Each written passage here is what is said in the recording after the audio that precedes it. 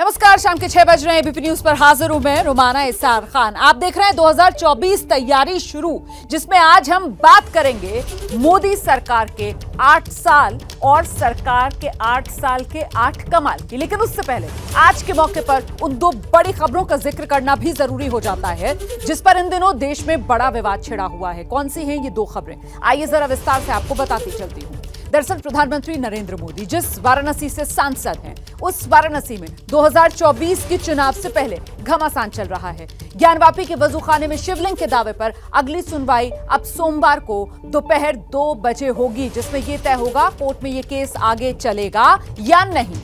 आज करीब 2 घंटे तक कोर्ट में जिरह हुई। मुस्लिम पक्ष के वकीलों ने अपनी बात रखी। वहीं मथुरा में भी मंदिर के दावे का विवाद बढ़ता जा रहा है। कोर्ट में मांग की गई थी कि ज्ञानवापी की तरह मथुरा में भी विवादित जगह का सर्वे कराया जाए। मथुरा के एडिशनल डिस्ट्रिक्ट जज की कोर्ट ने इस मामले को सिविल जज के पास भेज दिया है। तो जुलाई में तय होगा आखिरकार इस मामले में आगे क्या होगा। और इस सब के बीच इस वक्त की एक और बड़ी खबर जान लीजिए आप। ये खबर राजस्थान से आ रही है। राजस्थान के अजमेर से है, जहां मशहूर ख्वाजा मोइनुद्दीन चिश्ती की दरगाह का सर्वे कराने की मांग उठी है। महाराणा प्रताप सेना, उसकी तरफ से दावा किया गया कि दरगाह नहीं है बल्कि मंदिर है। दरगाह की दीवारों पर स्वास्तिक के निशान होने का दावा महाराणा प्रताप सेना की तरफ से किया गया है। और इसके बाद ये मांग कर रहे हैं कि अजमेर जिला प्रशासन और दरगाह पक्ष में हलचल बढ़ गई है। इनकी मांग को देखते हुए फिलहाल सुरक्षा बढ़ा दी गई है। दरगाह की देखरेख करने वाली जो अंजुमन कमेटी है, उसने महाराणा प्रताप सेना जो संगठन है उसके दावे को सिरे से खारिज किया है। तो दुनिया भर में मशहूर है अजमेर की ये ख्वाजा मोइनुद्दीन चिश्ती की दरगाह, और अब इस दरगाह को लेकर विवाद खड़ा होता हुआ नजर आ रहा है। सीधे आपको लिए चलते हैं। इस वक्त हमारे साथ हमारे सहयोगी मनीष शर्मा मौजूद हैं और अपडेट्स के साथ। मनीष, जिस तरीके का दावा किया गया है महाराणा प्रताप सेना की तरफ से, उसके बाद क्या कानूनी विकल्प तलाशने की बात भी कही जा रही है इनकी तरफ से? जी, निश्चित तौर पर जिन लोगों ने दावा किया है उनका ये कहना है कि वो इस मामले में कानूनी मदद भी लेंगे। हालांकि अंजुमन कमेटी जो है उसका ये कहना है कि इस तरीके के कोई प्रतीक चिन्ह दरगाह में नहीं है, लेकिन बावजूद उसके अगर कोई जांच कमेटी दरगाह में आना चाहेगी तो वो उसका स्वागत करते हैं।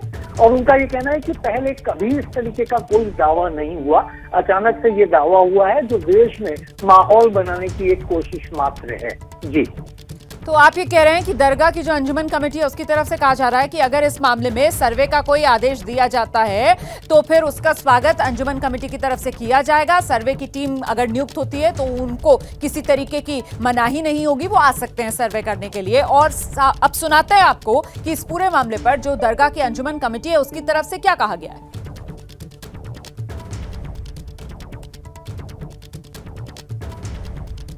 आज मुल्क में इस तरह के बयान रोज़मर्रा ही आ रहे हैं। आज तो नई बात नहीं है ये, ना किसी धर्म से, ना किसी जात से, ना किसी फिरके से, बल्कि मुल्क में अराजकता फैलाने के लिए बयान दिए जा रहे हैं।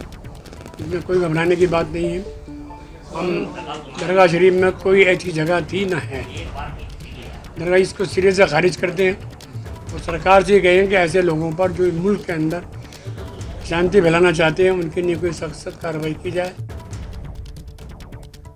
तो आपने सुना दरगाह की तरफ से लोगों का पक्ष जो कह रहे हैं कि शांति और सौहार्द बना रहना चाहिए। इस तरीके के तमाम दावे जो हैं वो सिर्फ और सिर्फ जो सांप्रदायिक माहौल है उसको बिगाड़ने के लिए किए जा रहे हैं। दरअसल महाराणा प्रताप सेना है जिसकी तरफ से ये दावा किया गया है कि अजमेर में जो ख्वाजा मोइनुद्दीन चिश्ती की दरगाह है वो दरअसल दरगाह नहीं बल्कि मंदिर है।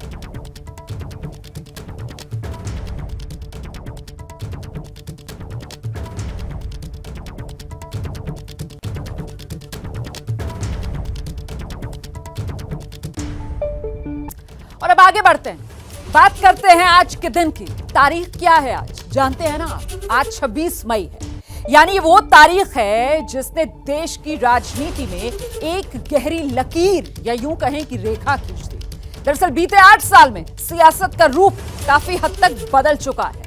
हम बात कर रहे हैं केंद्र में मोदी सरकार के 8 साल पूरे होने की। पीएम मोदी को आज देश की बागडोर संभाले हुए 8 साल पूरे हो चुके हैं। साल 2014 में 16 मई को नतीजे आए और फिर 26 मई को नरेंद्र मोदी ने पीएम पद की शपथ ली। 8 साल पहले 26 मई को यही शाम का वक्त था जब मोदी ने देश की बागडोर संभाली थी। तो इन 8 साल में कितनी बदली है देश की तस्वीर और किन फैसलों ने बदल दी हिंदुस्तान की तकदीर, आज इसी पर है हमारी स्पेशल रिपोर्ट। देश भर में महादेव की नगरी काशी के ज्ञानवापी मस्जिद विवाद की गूंज है। महादेव की नगरी में जब फव्वारा और शिवलिंग की बहस हो रही है, तब महादेव के सबसे बड़े भक्तों में से एक पीएम मोदी की सत्ता को 8 साल पूरे हो रहे हैं। काशी में महादेव की इच्छा के बिना न कोई आता है और न यहाँ उनकी इच्छा के बिना कुछ होता है। काशी तो काशी है, काशी तो अविनाशी है। काशी में एक ही सरकार है।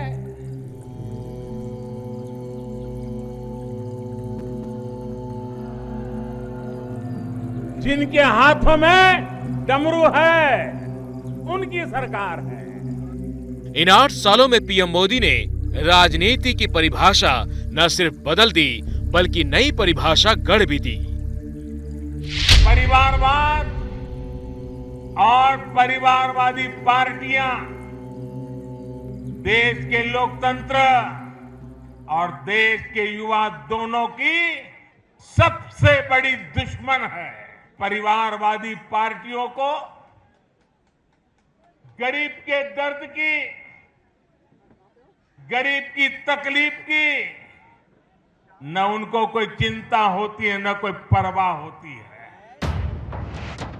बीते 8 सालों में पीएम मोदी ने सेवा को ही सियासत का मूल मंत्र बना दिया। यही वजह है कि 8 सालों में मोदी सरकार पहले से ज्यादा मजबूत होती चली गई और बीजेपी का प्रभाव और प्रसार बढ़ता गया। हमें पूरी मेहनत करनी है। हमें तेलंगाना की जनता की सेवा में कोई कोर कसर नहीं छोड़नी है। 2014 में देश के 7 राज्यों में 31% आबादी पर बीजेपी का शासन था। 2018 में ये ग्राफ शीर्ष पर पहुंचकर 21 राज्यों और 71% आबादी तक पहुंच गया। मौजूदा समय में देश के 18 राज्यों में 51% आबादी में बीजेपी का परचम लहरा रहा है।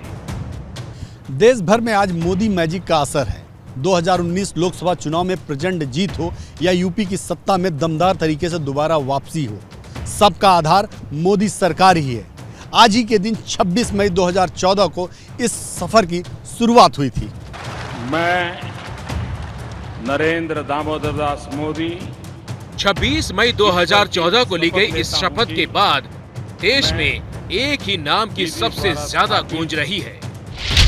जय श्री राम, जय जय श्री राम। मेरे साथ पूरी ताकत से बोलिए, जय श्री राम। इस नाम की गूंज के पीछे कड़े और बड़े फैसलों का वो गणित है जिनकी कभी कल्पना भी मुश्किल थी। बीते 8 सालों में मोदी सरकार के उन 8 बड़े फैसलों के बारे में आपको बताते हैं जिसने मोदी सरकार की नींव को और मजबूत करने का काम किया है। राम मंदिर निर्माण। देश के सबसे लंबे चले विवादों में एक राम जन्मभूमि विवाद में सुप्रीम कोर्ट के फैसले के बाद सरकार ने ट्रस्ट बनाया और 2020 में मंदिर का निर्माण का काम शुरू हुआ। राम मंदिर निर्माण के लिए हुए भूमि पूजन में पीएम मोदी स्वयं शामिल हुए थे और उसके बाद मंदिर निर्माण का काम तेजी से चल रहा है। 1 जून से राम मंदिर के गर्भगृह का काम भी शुरू हो जाएगा। देश की एक बड़ी आबादी आज भी मंदिर निर्माण को मोदी सरकार की सबसे बड़ी उपलब्धि मानती है। जम्मू कश्मीर से आर्टिकल 370 खत्म। आतंकवाद की जकड़ से जम्मू कश्मीर को मुक्त करवाने के लिए 5 अगस्त 2019 को मोदी सरकार ने जम्मू कश्मीर को विशेष राज्य का दर्जा देने वाले आर्टिकल 370 और 35A को खत्म कर दिया।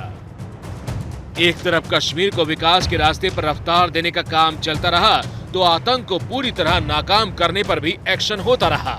इसी कड़ी में कल अलगाववादी नेता और JKLF के चेयरपर्सन यासीन मलिक को उम्र कैद की सजा सुनाई गई है। कभी कुख्यात आतंकी रहे यासीन मलिक को टेरर फंडिंग केस में सजा मिली तो पाकिस्तान बौखला गया। उरी अटैक के बाद 2016 में सर्जिकल स्ट्राइक और पुलवामा हमले के बाद 2019 में बालाकोट एयर स्ट्राइक में सरकार के फैसले की जमकर तारीफ हुई। सेना को सरकार का साथ मिला तो शौर्य की वैश्विक गाथा लिख दी गई। कश्मीर में आतंक के कसूरवार पाकिस्तान को उसके घर में घुसकर जवाब दिया गया और आतंकियों को ठिकाने लगा दिया गया। 3 तलाक जैसे नाजुक और जोखिम भरे मुद्दों को पीएम मोदी ने खत्म करके मुस्लिम महिलाओं को एक बड़े अभिशाप से मुक्ति दिला दी। जानकारों के मुताबिक मुस्लिम महिलाओं को लेकर किए गए इस फैसले का बीजेपी को चुनावों में काफी फायदा मिला। हालांकि पीएम मोदी कई बार साफ कर चुके हैं कि वो काम को वोट के तराजू पर कभी नहीं तौलते। Corona vaccination. कोरोना महामारी ने देश और दुनिया को दर्द का वो दंश दिया जिससे लोग अब भी उबर नहीं पाए हैं। कोरोना काल में मोदी सरकार ने दुनिया के सबसे बड़े टीकाकरण अभियान को चलाकर सुपर पावर अमेरिका तक को अपना मुरीद बना दिया। भारत और अमेरिका की strategic partnership, the U.S. Development Finance Corporation to continue its important work in India, supporting vaccine production, clean energy initiatives, and I'm also glad we're renewing the Indo-US Vaccine Action Program. इस वक्त देश में corona की 10 vaccine को मंजूरी मिल चुकी है और 192 करोड़ से ज्यादा वैक्सीन की डोज दी जा चुकी है। वैक्सीन को लेकर अफवाहों को रोकने के लिए पीएम मोदी ने खुद वैक्सीन लगवाकर एक नजीर भी पेश की और इस मुश्किल वक्त में दुनिया की हिंदुस्तानी वैक्सीन से मदद भी की।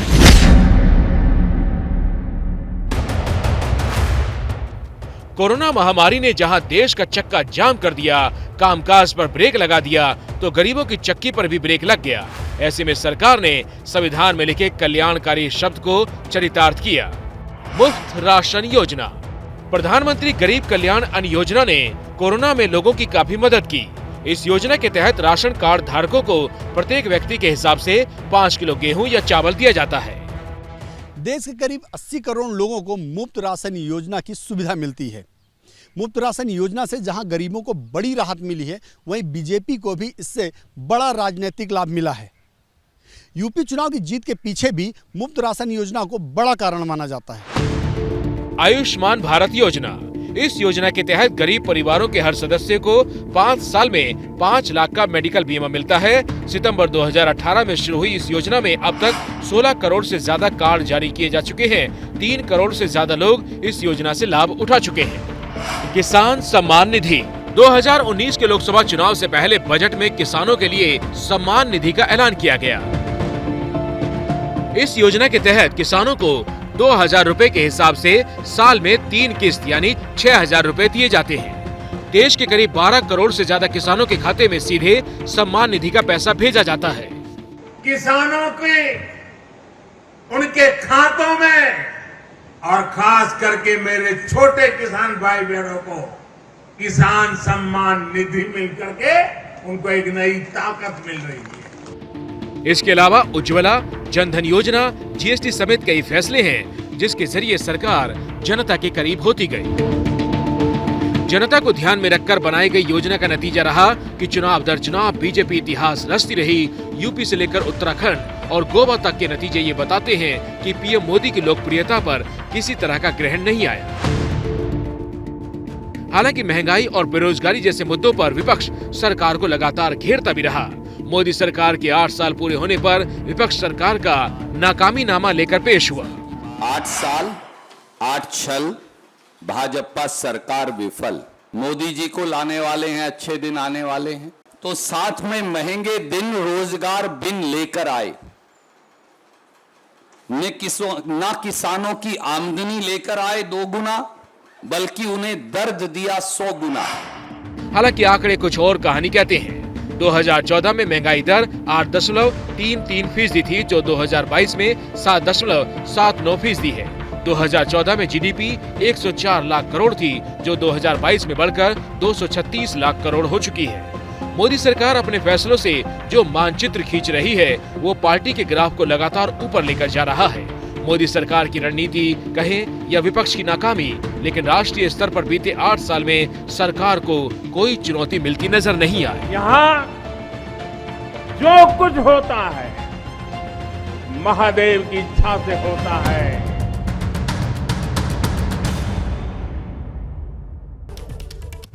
दरअसल केंद्र में मोदी सरकार के 8 साल पूरे हो चुके हैं। 2 साल बाद 2024 में लोकसभा चुनाव है और बीजेपी मिशन 2024 में जुट गई है। मतलब 2024 तैयारी शुरू। बीजेपी के चुनावी चाणक्य अमित शाह और पार्टी के अध्यक्ष जेपी नड्डा ने मिलकर 2024 के लिए पूरा जो चुनाव का प्लान है वो तैयार कर लिया है। और आपको पता है ये प्लान है क्या?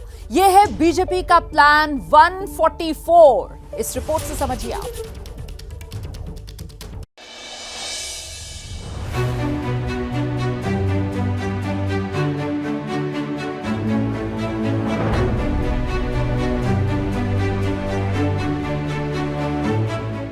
बीजेपी अध्यक्ष जेपी नड्डा ने ये वीडियो ट्विटर पर जारी किया है और लिखा है, बूथ जीतो चुनाव जीतो।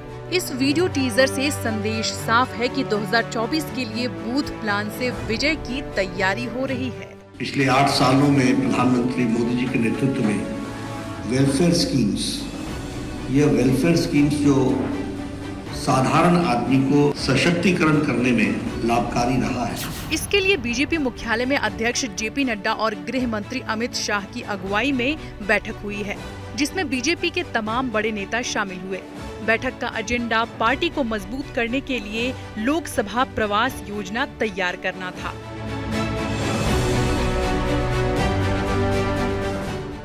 बूथ जीतो चुनाव जीतो का नारा बुलंद करते हुए भाजपा ने 2024 के लिए टारगेट 144 सेट कर दिया है। भाजपा ने 2019 में हारी हुई ऐसी 144 सीटों का चयन किया है, जिन्हें वो बहुत कम अंतरों से हारी थी। इन सीटों में भाजपा के बड़े नेता और केंद्रीय मंत्री प्रवास करेंगे और सीधे जनता से जुड़ेंगे। लोकसभा प्रवास योजना के तहत प्रत्येक केंद्रीय मंत्री को संबंधित लोकसभा क्षेत्र में 3 दिन का प्रवास करना होगा। इस दौरान वो मोदी सरकार की उपलब्धियों की जानकारी लोगों तक पहुंचाएंगे। अनुसूचित जाति और जनजाति के मतदाताओं से जनसंपर्क करेंगे। सेल्फ हेल्प ग्रुप और धार्मिक व्यक्तियों को पार्टी से जोड़ने का काम करेंगे। प्रवास के दौरान केंद्रीय मंत्री नए मतदाताओं से संवाद करेंगे। हफ्ते में कम से कम 1 दिन सभी वर्गों के साथ बैठक अवश्य होगी। इसके अलावा प्रवास प्लान में बीजेपी के मंत्री और नेता हर प्रवास में नियमित रूप से 6 घरों से संपर्क करेंगे। इन 6 घरों में 2 कार्यकर्ता, 2 शुभ चिंतक और 2 विरोधी दल के कार्यकर्ताओं के घर से नियमित रूप से संपर्क करना होगा। ये प्रक्रिया 2024 तक चलती रहेगी। इस प्लान को सफल बनाने के लिए बीजेपी ने 3 समितियों का गठन किया है। केंद्रीय समिति, प्रदेश समिति और क्लस्टर समिति। केंद्रीय समिति में केंद्रीय नेता होंगे जो प्रदेश समिति के साथ समन्वय स्थापित कर राज्यों में इस प्लान को एग्जीक्यूट करेंगे, जबकि क्लस्टर समिति जो बनी है वो निगरानी और स्थानीय मुद्दों पर एग्जीक्यूशन का काम देखेगी। इसके साथ ही बीजेपी लोकसभा 144 के इस प्लान के लिए प्रभारी और संयोजकों के साथ केंद्र की हर योजना के लिए अलग टीम की नियुक्ति करेगी। साथ ही सोशल मीडिया को लोकसभा स्तर पर हैंडल बनाकर कम से कम 50,000 फॉलोवर जोड़ने की जिम्मेदारी दी जाएगी। तो 2024 तैयारी शुरू देख रहे हैं आप और देखिए केंद्र में मोदी सरकार के 8 साल पूरे हो गए हैं आज। इस बीच काशी और मथुरा का विवाद जो देश भर में जोर शोर से चल रहा है, इसी को लेकर सी वोटर के सर्वे में सवाल क्या है, वो सवाल और जवाब क्या है आपके सामने। मथुरा में ईदगाह वाली विवादित जमीन को क्या सील कर देना चाहिए? देखिए मामला अदालत में है, लेकिन उससे पहले जो सर्वे में लोगों की बात निकल कर आ रही है, मन की आंकड़े आपके सामने है। 50% हाँ कह रहे हैं, 28% ना कह नहीं सकते, कहने वाले 22% हैं।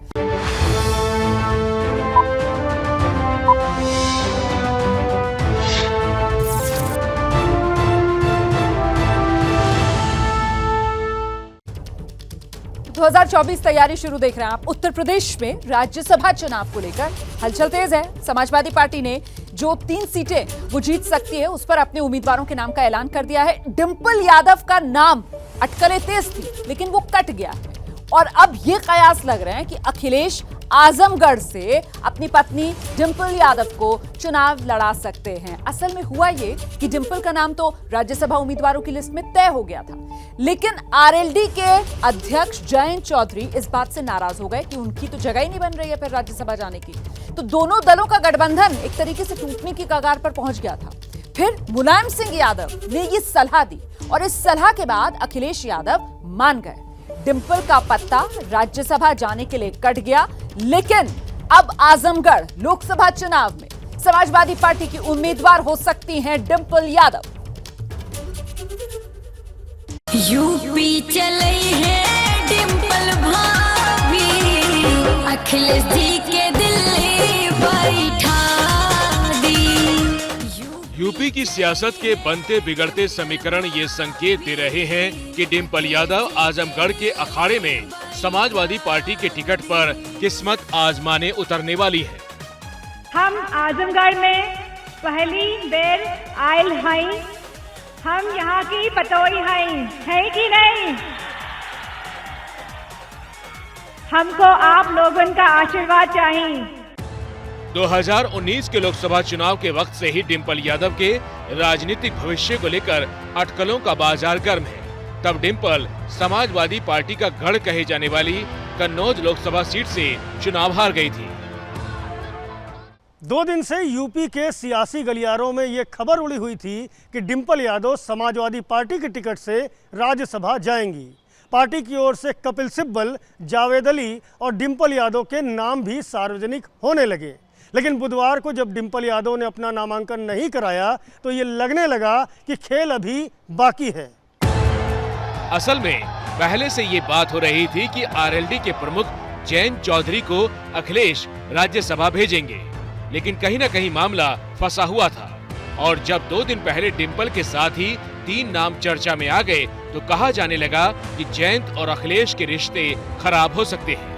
लेकिन सियासी रिश्ते को संभालने के लिए अखिलेश यादव ने पत्नी डिंपल यादव का नाम पीछे किया और समाजवादी पार्टी ने तीसरे उम्मीदवार के तौर पर जयंत चौधरी का नाम फाइनल कर दिया। यूपी में राज्यसभा की 11 सीटों पर चुनाव है। बीजेपी 7 सीट जीत सकती है। समाजवादी पार्टी के खाते में 3 सीटें आएंगी। बाकी बची 1 सीट के लिए अभी संघर्ष होने के आसार हैं। इस लिहाज से देखें तो समाजवादी पार्टी के समर्थन से कपिल सिब्बल, जावेद अली और जयंत चौधरी का राज्यसभा जाना फाइनल है। और अब इसीलिए चर्चा हो रही है कि अखिलेश यादव पत्नी डिंपल यादव को आजमगढ़ के अखाड़े में उतारेंगे। 2019 के चुनाव में अखिलेश यादव आजमगढ़ सीट से सांसद बने थे। बाद में मैनपुरी की करहल सीट से विधायक बनने के बाद अखिलेश यादव ने आजमगढ़ सीट से इस्तीफा दे दिया। अब आजमगढ़ में उपचुनाव होने हैं। ऐसे में अखिलेश यादव चाहते हैं कि आजमगढ़ सीट पर डिंपल यादव को लड़ाकर परिवार का कब्जा बरकरार रखा जाए। 2019 में एसपी के 5 सांसद जीते थे, तब मैनपुरी से मुलायम और आजमगढ़ से अखिलेश जीते थे। कन्नौज से डिंपल यादव 13,000 वोटों से हार गई थी। अभी लोकसभा में एसपी के महज 3 सांसद हैं। अखिलेश की सीट आजमगढ़ के अलावा आजम खान की रामपुर लोकसभा सीट पर भी 23 जून को उपचुनाव होना है। आजमगढ़ के अखाड़े में अगर डिंपल यादव उतरती हैं, तो समाजवादी परिवार की तीसरे सदस्य होंगी जो पूर्वांचल की इस यादव बहुल सीट पर चुनाव लड़ेंगी। इससे पहले 2014 में यहां से मुलायम और 2019 में अखिलेश यादव जीते हैं। 2017 के विधानसभा चुनाव में डिंपल यादव जब प्रचार के लिए आजमगढ़ पहुंची थी, तब उन्होंने खुद को यहां की बहू बताकर समाजवादी पार्टी के लिए वोट मांगे थे। हम आजमगढ़ में पहली बेर आयल हैं, हम यहाँ की पतोई हैं, है कि नहीं? 2017 का ये वही चुनाव था जिसमें समाजवादी पार्टी ने अपने चुनावी गानों में डिंपल यादव को सीएम का चेहरा तक प्रोजेक्ट कर रखा था। यूपी चले हैं डिंपल भाभी, अखिलेश जी के दिल्ली बैठा दी। डिंपल यादव न सिर्फ भाषण अच्छा दे देती हैं, बल्कि पार्टी के एक तबके पर अच्छी पकड़ रखती हैं। 2 बार सांसद रही डिंपल 2012 में पहली बार कन्नौज से निर्विरोध जीती थी। मैं डिंपल यादव जो लोकसभा की सदस्य निर्वाचित हुई हूँ, ईश्वर की शपथ लेती हूँ कि मैं विधि द्वारा स्थापित भारत के संविधान के प्रति सच्ची श्रद्धा और निष्ठा रखूंगी। 2014 से लेकर 2022 तक के चुनावों में डिंपल ने पार्टी के लिए धुआंधार प्रचार किया। 2019 के चुनाव में समाजवादी पार्टी और बीएसपी का गठबंधन हुआ था। उस चुनाव में कन्नौज के मंच पर डिंपल ने मायावती के पैर छुए थे।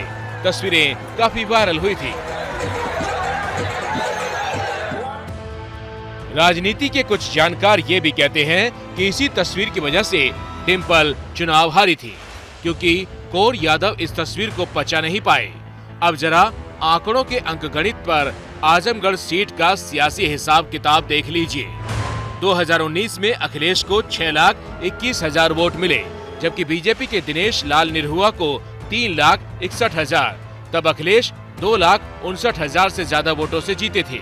ये नतीजे उस चुनाव के हैं जिस चुनाव में देश में मोदी की प्रचंड लहर चल रही थी।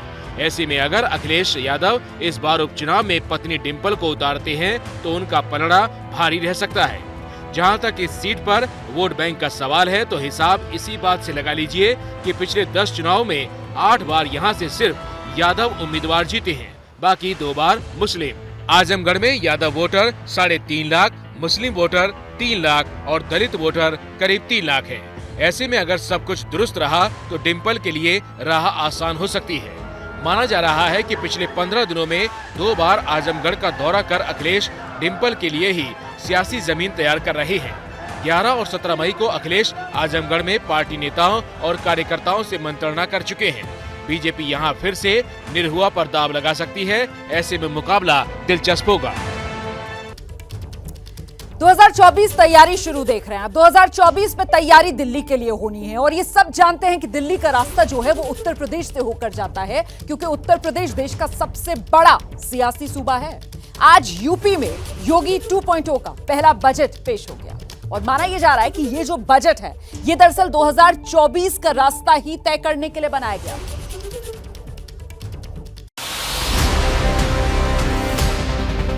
माननीय प्रधानमंत्री जी और माननीय मुख्यमंत्री जी के अद्भुत नेतृत्व प्रदान किया, जिसकी अंतर्राष्ट्रीय स्तर पर सराहना की गई। मैं इन दोनों अप्रतिम नेताओं को ये पंक्तियां समर्पित करता हूं।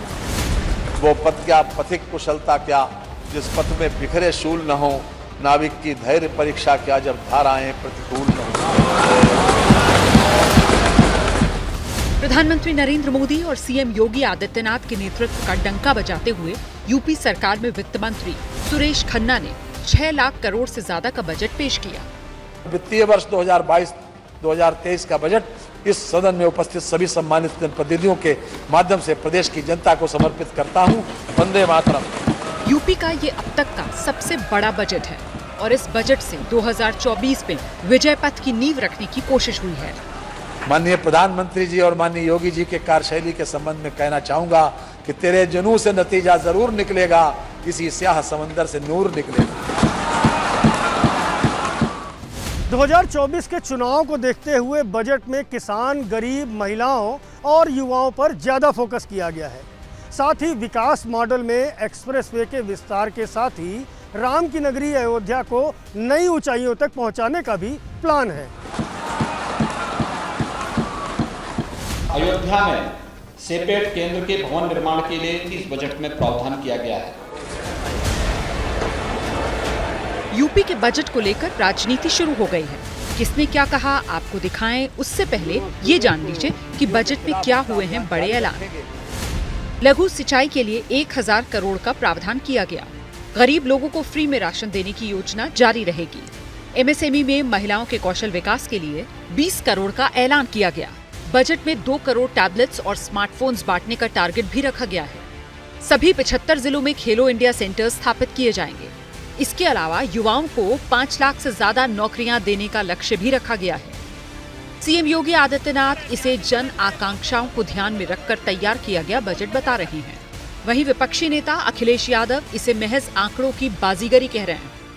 उत्तर प्रदेश सरकार का यह बजट प्रदेश के सर्वसमावेशी समग्र विकास के साथ साथ एक उज्जवल भविष्य की रूपरेखा भी तैयार करेगा।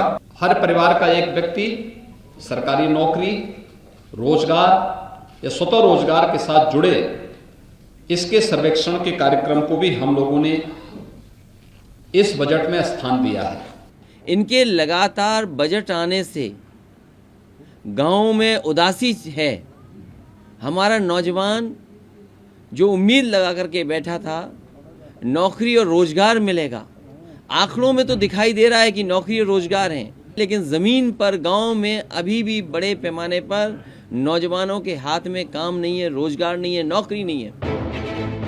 बीएसपी अध्यक्ष मायावती ने सोशल मीडिया पर इस बजट को घिसा पिटा बजट बताया। विपक्ष भले ही बजट पर सवाल उठा रहा हो, लेकिन जनता ने विकास की यात्रा को देखकर ही योगी आदित्यनाथ को दोबारा मौका दिया और इसी विकास यात्रा के दम पर बीजेपी 2024 लोकसभा चुनाव की तैयारी कर रही है।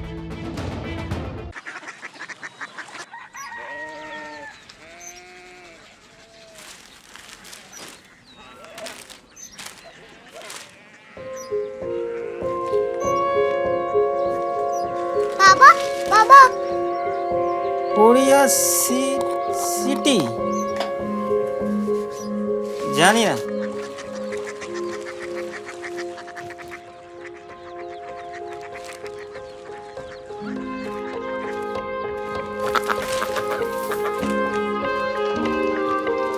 Korea city?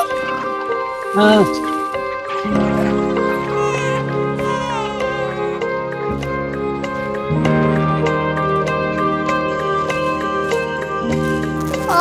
कोरिया सिटी कहाँ पे है? शहर अंग्रेजी लगे हैं।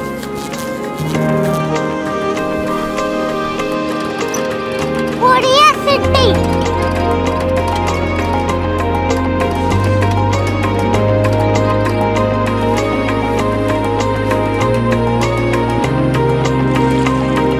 वो बहुत दूर है।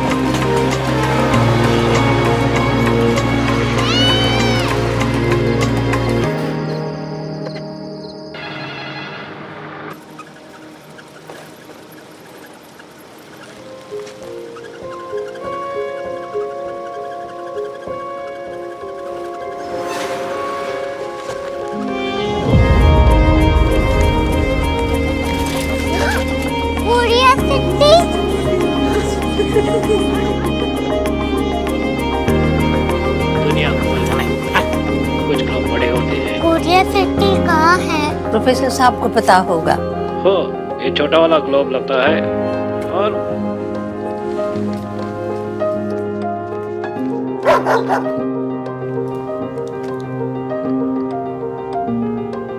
पता नहीं, मेरी बेटी से जाके मिल लो, शायद उसे मालूम हो।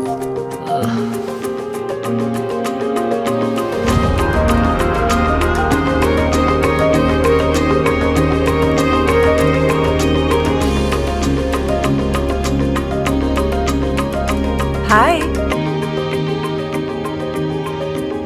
बाबा ने भेजा है। Come here. Korea city. Korea city नहीं, क्यूरियोसिटी। वो क्या? That's what brought you here? जो तुम्हें यहाँ तक ले आया। क्यूरियोसिटी।